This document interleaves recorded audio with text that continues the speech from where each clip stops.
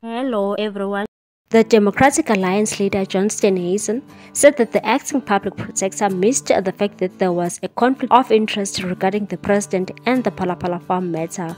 President Ramaphosa was cleared of any wrongdoing with colleague Gcaleka, saying she found no basis to conclude that the president contravened the executive ethics code.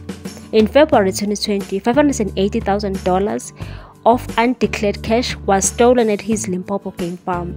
It was established that the money was for the sale of Angol cattle from the farm to Sudanese businessman Hazim Mustafa. John Steenhuisen said the public money was spent on pursuing the president's private case after the burglary. He said they conducted a cross-border raid and interrogated suspects. There was no case number that allowed them to do it. There was an abuse of police resources as public money was spent on pursuing private money that was stolen from the president. Meanwhile, the COPE said that COPE calls upon all the institutions that were tasked to investigate the PhalaPhala robbery to release their reports.